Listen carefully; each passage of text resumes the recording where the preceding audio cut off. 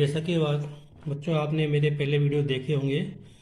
तो उसके अनुसार अपन जो है कक्षा 10 विषय गणित का प्रश्न बैंक हल कर रहे हैं। और उसी क्रम में हम रैखिक समीकरण को जो है हल कर रहे हैं यहाँ पे। तो अब मैं इसी क्रम में जो है प्रश्न क्रमांक 9 हल कर रहा हूँ। इसमें दो समीकरण दिए हैं, 3x+5y बराबर 3x+5y -8 बराबर 0, 9x बराबर 2y + 7। इन दोनों समीकरणों को विलोपन विधि से हल करना है। आप एक बार देख रहे हैं कि जैसा ये जो समीकरण है, दोनों समीकरण हमको हम जिस तरह से परिचित हैं ये उस हिसाब से नहीं दिए हैं। तो अपन क्या करेंगे, अपन उसको उस रूप में बदल लेंगे। तो 8 को अपन उधर ले जाएंगे, तो 3x+5y बराबर 8। और यहाँ पे x अकेला है तो इस y वाला पद इधर ले आएंगे, तो ये प्लस का है तो माइनस का हो जाएगा। तो 9x - 2y बराबर 7। ठीक है। तो अब ये जैसे हम हल करते हैं ये उस तरह से ये हो गए हैं, मतलब उस रूप में हो गए हैं। तो अब हमको विलोपन विधि से हल करना है। इसका मतलब ये है या तो हमको x हटाना है या y हटाना है। तो इस प्रश्न में हम चाहे तो x हटा सकते हैं या y हटा सकते हैं। मैं यहाँ पे y को हटा रहा हूँ, मतलब y को विलोपित करेंगे। तो y को विलोपित करने के लिए हमको y के गुणांक बराबर करने पड़ेंगे। यहाँ 5 है, यहाँ 2। तो हम क्या करेंगे, इस समीकरण में 2 से गुणा कर देंगे। 2 कहाँ से आए, यहाँ से आए। इस समीकरण को हम 5 से गुणा करेंगे। 5 कहाँ से आए, यहाँ से आए। तो देखो मैंने इधर गुणा किया है, इस समीकरण को किया 2 से गुणा, इसको किया 5 से गुणा। गुणा करने पे 6x 10y और 16 आएंगे, ये लिख दिया मैंने। इसको 5 से गुणा करेंगे तो 5 में 45, 5 में 10, 5 से 35 आ जाएंगे। अब देखो y के गुणांक क्या हो गए, बराबर हो गए। अब ये प्लस माइनस के चिन्ह है, तो यहाँ पे इन दोनों समीकरणों को जोड़ेंगे। अगर दोनों चिन्ह ये प्लस के होते या माइनस के होते तो हम घटाते। अभी तो क्या है, प्लस प्लस माइनस के, तो हम जोड़ेंगे। ठीक है। जोड़ने पर ये नीचे हम चिन्ह नहीं बदलते। चलो 45 और 6 51x, ये तो कट जाएंगे। ये तो क्या है, कट जाएंगे तो जीरो बचेगा। जीरो का कोई मतलब नहीं है। इनको जोड़ेंगे तो क्या है, 51 आएगा। तो x बराबर आएगा 51/51। ये 51 ही नीचे आएंगे, ये कट जाएंगे तो 1 आएगा। तो 1 लिख दिया, तो x का मान 1 मिल गया। अब हमको y का मान निकालना है। तो x का मान 1 हम समीकरण 1 में रखेंगे। ये समीकरण 1 है, इसमें हम इसके स्थान पे रखेंगे। तो 3 × 1 ये लिख दिया यहाँ पे। 3 × 1 + 5y, ऐसे कैसे लिखा है देखो, ये ऐसे ही लिखा बराबर 8। तो अब 3 एकम 3, 3 को उधर ले गए तो माइनस का हो गए। 8 - 3, यहाँ पे 5 पैसे कैसे ही, तो 8 - 3 5 हो गए। तो y बराबर 5/5। ये 5 कहाँ से है, यहाँ से आए, ये बटे में आ गए। 5 से 5 कटे एक बार। तो इस तरह से हमको x और y के मान मिल गए। x का मान 1, y का मान 1। तो बच्चों ये प्रश्न बहुत आसान है और ये अब इम्पोर्टेंट है। इसको बार बार अभ्यास करें तो ये परीक्षा में आ सकता है।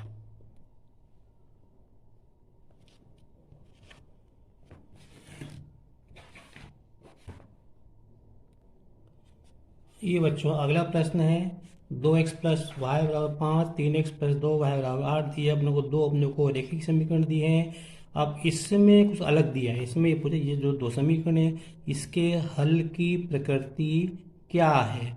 मतलब इन दोनों समीकरणों के अद्वितीय हल होंगे, अनेक हल होंगे, कोई हल नहीं होंगे। तो बच्चों इसके लिए अपने को A1 B1 C1 और A2 B2 C2 का जो कॉन्सेप्ट है उनके अपन अनुपात निकालते हैं, वो अपने को देखना पड़ेंगे। तो यहाँ से ये जो अपने को पहला समीकरण दिया है, यहाँ से अपन A1 B1 और C1 के मान निकाल लेंगे। और दूसरे समीकरण से A2 B2 और C2 निकालेंगे। A1 क्या होता है, x का गुणांक, तो यहाँ से 2 मिलेगा। y क्या होता है, y का गुणांक, यहाँ से अपने को 1 मिलेगा। 1 अपने को दिख नहीं रहा लेकिन होता है 1। और यहाँ पे C1 के इसमें 5 मिलेगा। तो लिख दो A1 बराबर 2, ठीक है, B1 बराबर 1 और C1 बराबर 5। यहाँ कॉमा लगा दो।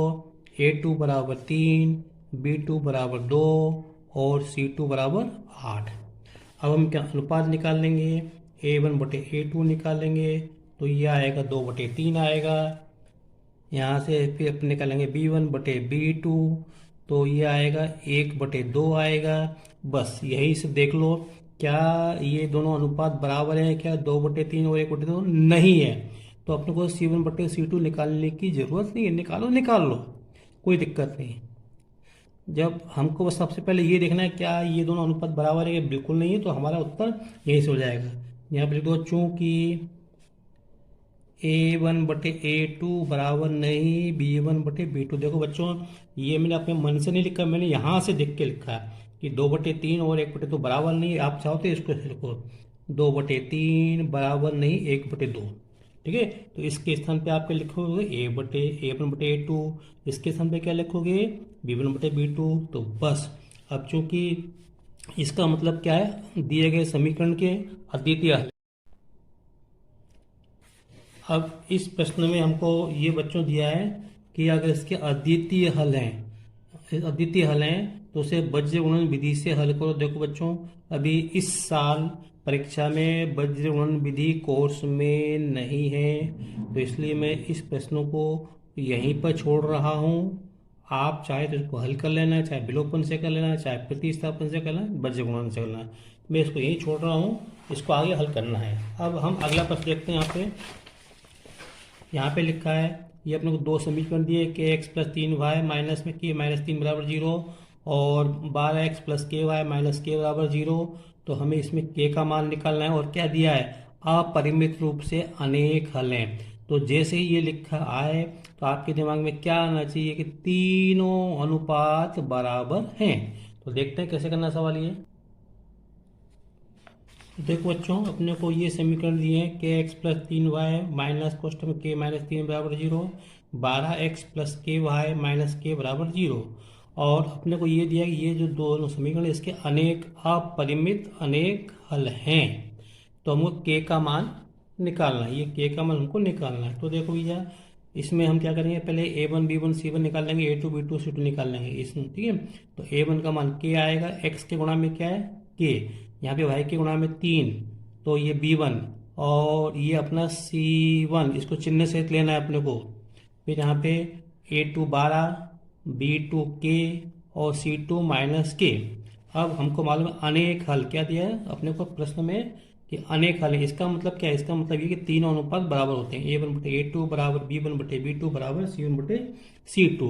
अब हम क्या करेंगे, A1A2 और A1 B1 C1 A2 B2 C2 का मान रख देंगे। तो k/12 बराबर 3/k बराबर -k - 3/k, ये माइनस से माइनस कट जाएगा। अब देखो, यहाँ से मैंने इन दोनों को लिया है ना, तो यह k/12 बराबर 3/k। तो यहाँ पे क्या करेंगे अपन, अब इसमें k का मान निकल, k इधर भी है, तो अपन k से गुणा करेंगे, इसका गुणा इसमें करेंगे, इसका गुणा इसमें करेंगे। तो यहाँ से मिलेगा k² बराबर 36। तो यहाँ से मिलेगा अपने को, इसका मतलब ये है कि k बराबर वर्गमूल 36, और इसका मतलब ये है 36 का वर्गमूल 6 होता है, तो ये आएगा ±6 आ जाएगा। अब इसका मतलब क्या है, क्या सवाल पूरा हो गया? अभी सवाल बिल्कुल नहीं हुआ पूरा, क्योंकि k इधर भी है। तो यहाँ से अब हम क्या करेंगे, अब हम इन दोनों को ले लेंगे, या हम इन दोनों को भी ले सकते हैं हम तो, लेकिन हम इन दोनों अनुपात को लेंगे। तो पुनः 3/k बराबर k - 3/k। अब देखो, ये k से k काट दो, आप यहाँ से कट सकता है ना। तो अब क्या हो जाए, 3 बराबर k - 3, ये 3 पक्ष अंदर करके इधर ले आओ, तो 3 + 3 बराबर k। तो क्या हो गया, k बराबर कितना हो गया, 6। तो देखो हमको यहाँ भी +6 मिल रहा है, यहाँ +6 और -6 दोनों मिल रहा है, यहाँ पे मिल रहा है k बराबर 6। इसका मतलब ये हुआ कि हमारा जो फाइनल उत्तर है, फाइनल उत्तर क्या होगा हमारा, k बराबर 6। इसका मतलब ये है कि जब आप यहाँ पे k का मान 6 रखोगे तभी आपको अनेक हल मिलेंगे। अगर आपने -6 रखा तो हमको इस समीकरण के अनेक हल नहीं मिलेंगे। तो ध्यान रखो बच्चों, यहाँ पे हमको जिसका मान निकालना होता है, अगर वो तीनों अनुपात में है, यहाँ भी है यहाँ भी, तो हमको ये प्रश्न हमको 2 बार हल करना पड़ेगा। अगर किसी एक में है तो हमको एक ही बार हल करना है। ठीक है बच्चों, अब हम अगला प्रश्न देखते हैं। तो देखो बच्चों, हमको ये 14वां प्रश्न दिया है, हमको ये दो समीकरण दिए हैं, इनको हल करना है। अब हल करो, इन्होंने विधि का नाम नहीं दिया, तो अपन किसी भी विधि से हल कर सकते हैं। फिर हमको इससे जो हमको एक्स और वाई के मान मिलेंगे, हल करने का मतलब हमको एक्स और वाई के मान निकालना है। जो मान मिलेंगे वो मान इस समीकरण के भी हल हैं। तो हम वो एक्स वाई के मान निकाल के हम यहाँ एक्स और वाई के स्थान पे रख देंगे। फिर हमको उससे हमको एम का मान निकालना है। तो देखो यहाँ पे, तो यहाँ पे इसको अपन विलोपन विधि से हल करेंगे, क्योंकि हमको एक्स के गुणांक बराबर दिए हैं। हम वाई को विलोपित नहीं करेंगे, अपन कर सकते हैं, लेकिन हम यहाँ पे एक्स के गुणांक बराबर दिए हैं, इसलिए हम एक्स को विलोपित करेंगे। तो यहाँ पे अपन समीकरण एक ये डाल दिया, ये समीकरण नंबर 2 है। अब समीकरण एक से मैं समीकरण 2 घटा रहा हूँ, तो क्या होगा, ये प्लस के तो माइनस के हो जाएंगे, ये माइनस के तो प्लस के हो जाएंगे, ये माइनस के हैं तो ये प्लस के हो जाएंगे। तो ये कट जाएंगे, 2x में से 2x जाएंगे तो 0। हम यहाँ लिखते नहीं है। 3y प्लस 4y, अभी प्लस के हो गए दोनों, तो ये हो जाएगा 7y बराबर ये 24 माइनस के थे तो प्लस के हो गए, 11 और 24 प्लस के हो गए। तो अब कितने हो गए, 24 और 25 35 हो गए प्लस के। तो y बराबर हो जाएगा 35/7। तो 7 का भाग 35 में 5 बार जाएगा। तो y, अब हमने y का मान निकाल लिया, अब हमें x का मान निकालना है। तो y बराबर 5 समीकरण 1 में रखने पर 2x प्लस, ये रहा समीकरण 1, तो 2x प्लस 3 गुणा 5 बराबर 11। 3 गुणा 5 बराबर 11। तो ये हो जाएगा 2x बराबर 11 माइनस 15। ये 3 पंजे 15, उधर जाएंगे तो माइनस के हो जाएंगे। तो ये हो जाएंगे माइनस के 4 आएंगे, 11 में से 15 हटाना है। तो यहाँ से अपन 2 हटाएंगे तो बटे में जाएंगे, तो बटे में 2, तो 2 का भाग 4 में 2 बार जाएगा, तो -2 आएगा। लो कर देता हूँ। तो अब हमको x का मान मिल गया, x का मान -2 मिल गया और y का मान 5 मिल गया। क्या सवाल पूरा हो गया? हमको x का मान -2 मिल गया, y का मान 5 मिल गया। क्या सवाल पूरा हो गया? अभी नहीं हुआ, क्योंकि यहाँ पे तो हमको m का मान निकालना है। ये जो समीकरण है, ये x और y, ये जो इन दोनों समीकरणों के हल है ना, ये x और y इस समीकरण के भी हल हैं। तो हम यहाँ हम x और y के मान रख देंगे। x के समय -2 रखेंगे, y के समय 5, फिर हम m का मान निकालेंगे। तो देखो,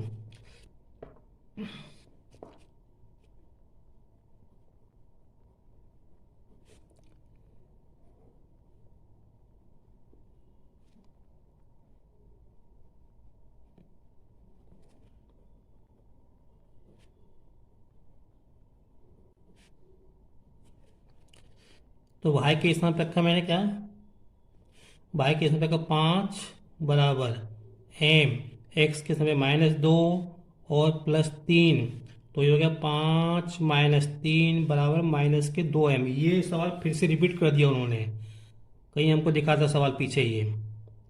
तो 5 में से 3 के 2, और हमको m का मान निकालना है, तो -2 बटे में जाएंगे, तो 2 बटे -2 बराबर m। तो एक कट जाएंगे, 2 एकम 2, 2 एकम 2, तो -1 आएगा। तो m बराबर कितना आ गया, -1। बस ये हमारा उत्तर है, ये हमको निकालना था। ये बच्चों 18वां प्रश्न है। अभी मैंने बीच के प्रश्न छोड़ दिए, मैं एक जैसे जो प्रश्न है वो हल करवा रहा हूँ। इसमें पूछा है, अपने को ये 2 समीकरण दिए हैं, ठीक है, इन दोनों समीकरणों के अद्वितीय हल है, ये लिखा है अद्वितीय हल है। तो हमको p का मान निकालना है। जैसे उन्होंने कहा अद्वितीय हल हैं, तो इसका मान क्या है, इसका मतलब क्या है, इसका मतलब ये है पहले दोनों अनुपात बराबर नहीं, अर्थात a1/a2 बराबर नहीं b1/b2।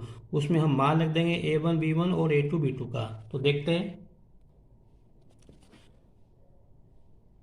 तो यहाँ पे मैंने a1 बराबर 4, यहाँ से a1 b1 c1, यहाँ से a2 b2 c2 के मान निकलेंगे।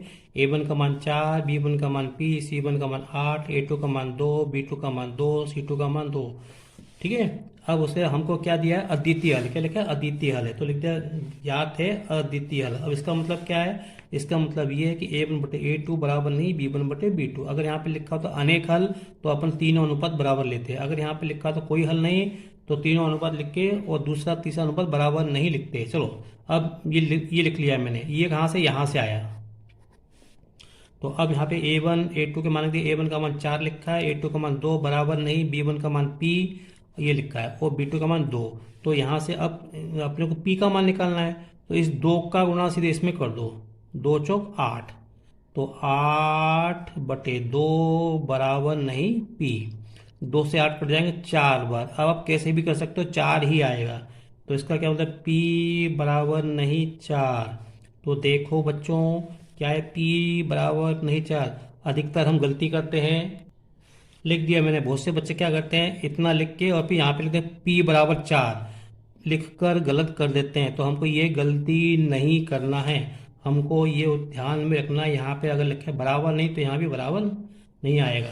तो अब यहाँ पे P का मान 4 नहीं होना चाहिए, 4 के अलावा कुछ भी हो, है ना। तो हमको इसके समीकरण के अनेक हल, अद्वितीय हल मिलेंगे। बस बच्चों।